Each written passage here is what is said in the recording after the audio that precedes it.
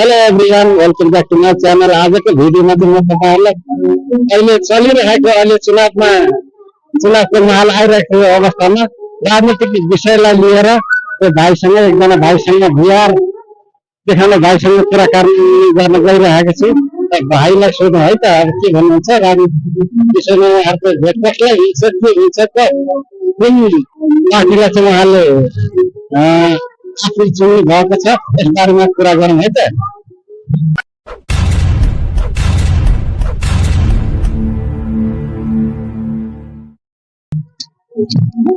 नमस्ते सम्पूर्ण युट्युब हेर्नुहुने सम्पूर्ण साथीहरूलाई म रेमन अधिकारी दुबई नगरपालिका 5 नम्बरबाट चाहिँ बोल्न गइरहेको छु। अहिले राजनीति के भन्ने कुरा चाहिँ होइन, तपाईँको गायन रविबाट चाहिँ सिक्न सक्नुहुन्छ। राजनीति नै हो देशको मुहार फेर्ने, राजनीति नै हो जनतालाई सुशासन दिने, राजनीति नै हो भ्रष्टाचार तपाईँको निर्मूल पार्ने र सम्पूर्ण कामहरू भइरहँदाखेरि पुराना दलहरू भयो सबैबाट चाहिँ होइन जनता आजित भइसकेको छ। जनताले आफूले चाहिएको विकास हो, त्यसै गरी परिवर्तन हो। अहिले युवाहरूले परिवर्तन किन खोजेको छ त? देशमा रोजगार छैन, सबै बेरोजगारहरू मात्रै भयो। त्यस कारणले चाहिँ अहिले युवाहरूको चाहना अनुसार अहिले अब यो फागुन चाहिँ तपाईँको 21 गते निर्वाचन हुने, यो प्रतिनिधिको निर्वाचनमा चाहिँ विशेष गरी चाहिँ आम जनमासमा चाहिँ अहिलेको चुनावलाई लिएर चाहिँ होइन चुनावमा भोट चाहिँ कसलाई दिन्छ, यो विशेष चाहिँ प्रमुख प्रश्न अहिले भोट कसलाई दिने। यो चुनाव जनतालाई, यो चुनावले के गर्छ, यो जनताबाट चाहिँ के आश गर्ने, यो चुनावबाट जनताको भरोसा जित्न सक्छ या सक्दैन, कुन पार्टीले जित्न सक्छ। अहिलेको तपाईँको सबभन्दा अहिले ट्रेन्डमा आएको पुराना दलको त अब तपाईँको एमाले, काङ्ग्रेस, माओवादी लगायत सम्पूर्ण अहिले लगभग पुराना दल भनौँ न, पुराना दलबाट आजित भइसकेको छ। क्या बोला तूने? नहीं पहले क्या बोला? चल चलो जाके इलाज कराओ अपना। त्यस कारणले अहिले चुनेको जनताले चाहेको छ कि अहिले रवि बालेन हर्ब यी तीनवटा चाहिँ लगभग तीनवटा व्यक्ति या यो तीनैजनाको पार्टी चाहिँ एक भएर चाहिँ अगाडि बढुन् र देशले अहिले परिवर्तन चाहेको छ र युवाहरूमा चाहिँ युवाले चाहिँ नेतृत्व गर्नुपर्छ। अहिले बालेन, विशेष गरी बालेनको अहिले चर्चा भइरहेको छ।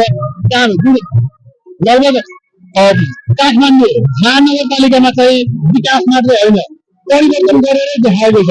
तपाईँको हरेक विकास कामहरू गरेर लगभग विश्वको 1 नम्बर सूचीमा व्यक्तिहरूको, तपाईँको महान व्यक्तिहरूको सूचीमा पर्न सफल भएको छ।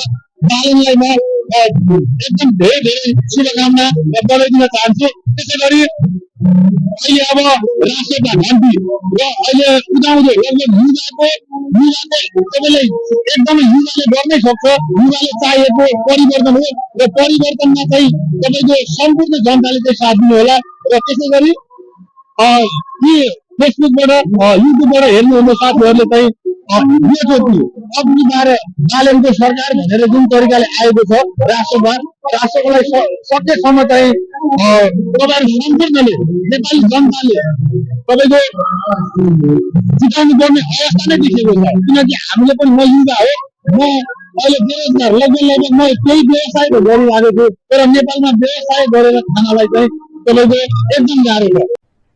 अरे कहना क्या चाहते हो?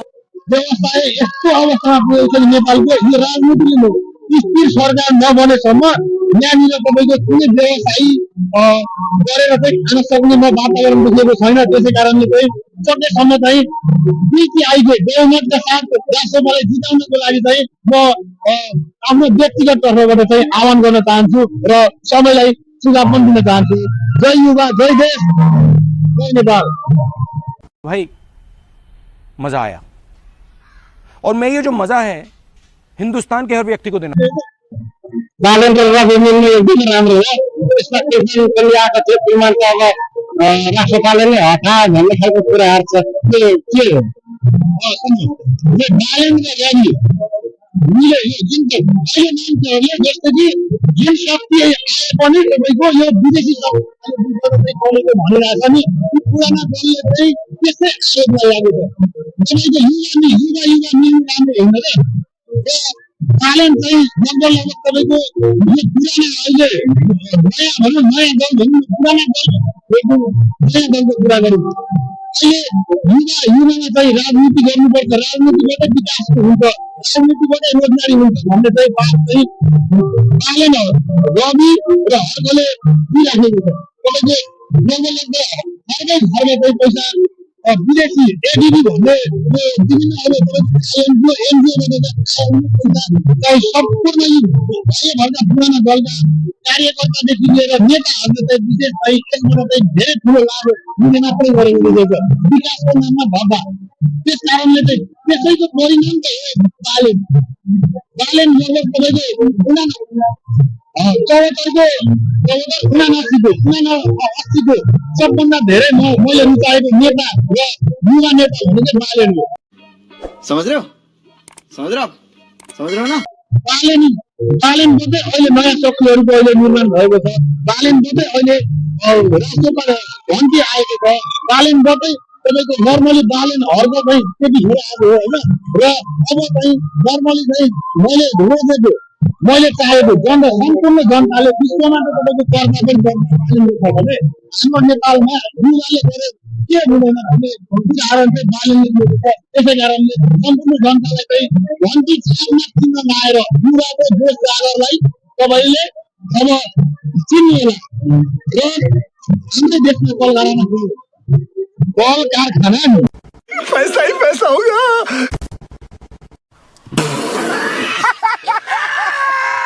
हाम्रै नेपालमा नहुन्जेल चाहिँ कुनै शिक्षा स्वास्थ्य भनेको जबसम्म रोजगार नहुन्जेल नि यो शिक्षा स्वास्थ्य भनेको केही पनि हुँदैन हाम्रो देशमा शिक्षा यस्तो हुनुपर्छ कि सिपमूलक चाहिँ हुनुपर्छ शिक्षा भनेको सिपमूलक हुनुपर्छ अनि मात्र देशमा चाहिँ विकास हुन्छ जनताहरू चाहिँ शिक्षित हुनु पर्यो त अब जनता सचेत हुनु पर्यो नि यो चुनावमा म जनतालाई चाहिँ सचेत हुनको लागि आग्रह गर्दछु युवालाई सकेसम्म युवालाई अगाडि बढाउँ युवाले नै यो देश चलाउने यी बुढापाका हजुरबाहरूलाई कहिलेसम्म हामीले भोट दिने यी भोट दिँदा मासु भातमा सबभन्दा एउटा पहिलो नम्बरमा चाहिँ तपाईँले अहिले के भन्नु चाहनुहुन्छ सम्पूर्ण देशवासीहरूलाई चाहिँ तपाईँहरू मासु भात पैसामा नबिग्नु तपाईँहरूले यसबाट चाहिँ के पास दिनुहुन्छ भने हाम्रो तपाईँहरू सम्पूर्ण आमा बुवा दाजुभाइहरूलाई चाहिँ म के भन्न चाहन्छु भने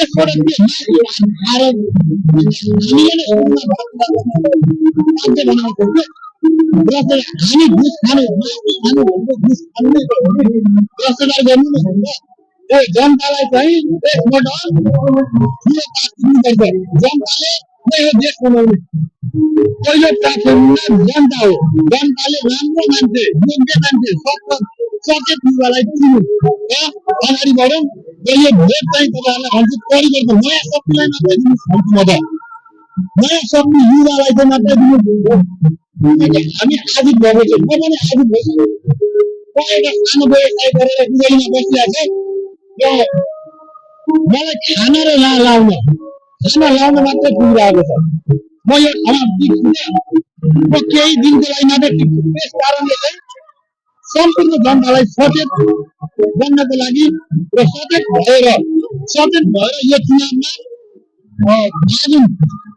आगुन 21 गतेको चुनावमा चाहिँ सम्पूर्ण जनतालाई चाहिँ युवालाई नै भोट दिनुपर्छ सही पकड़े हैं युवाको पनि घन्टी चाहिँ तपाईँलाई किन दिनुपर्छ भने परिवर्तन विकास तपाईँको बालेनले नै तपाईँलाई नर्मली तपाईँको विकास गरेर देखाइसकेको छ के गर्नुपर्छ पर्दैन घुस खाएर कसैलाई कोष लगाएर गाडी लगाइदिने यता लगाइदिने जो काम हो हाम्रो सक्षम भइसकेपछि आफै जागिरे या त्यसै तपाईँले सक्नुहुन्छ र यति भन्दै म सञ्जयलाई धन्यवाद दिन चाहन्छु धन्यवाद भाइलाई